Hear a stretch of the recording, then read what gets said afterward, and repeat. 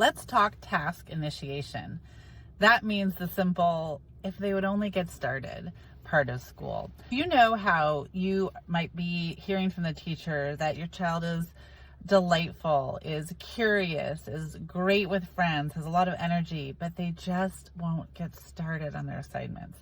This is a classic symptom and way that ADHD presents. And it is classically misunderstood as a matter of will or motivation. And when we look at it as it's not will, it's not a conscious choice of stubbornness or a defiance, it is actually a piece that this student needs help with to begin to initiate a task. Then we have so many more options before us, and we can start helping that student A, identify a process and routine that works for them, and B, start seeing success and get past this block. So I want to start with one reason why task initiation can be a challenge. This is one. It might not be the one for your child, but one of them is just the overwhelm of looking at the entirety of a task and where that young person or teenager's mind goes on, I have to finish all of these things. And so it might not even be a conscious loop. In fact, it's usually not, but it's projecting to the end standard, the time frame. Will I get it finished? How will I do this? And so the act of just starting becomes so overwhelming that the student doesn't begin.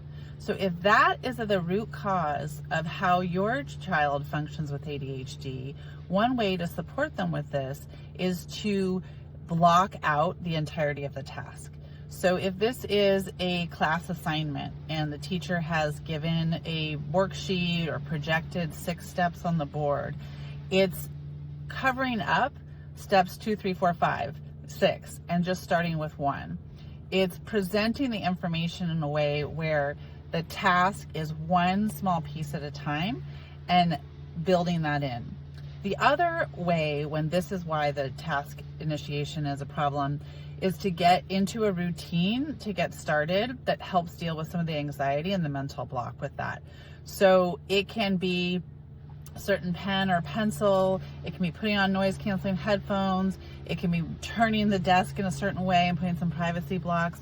Something that the student does, okay, we're about to start math, we're about to start my social studies reading input and note taking, and so to just start, I signal this routine when we end with instructions and I start with this. And then the teacher in the classroom might really need to come around and do a positive affirmation once the student has just started. Because in ADHD presentations, the positive affirmation, we need to do it so much more than the course correction. Students with ADHD are having a lot of course correction, and so we need to overemphasize the affirmation for what they're doing. This is a strategy they're internalizing for themselves. They're going to put it into place, but also within their brain to have that association that when I started, this is a habit I want to continue doing. This is how I want my brain to function in this setting, right?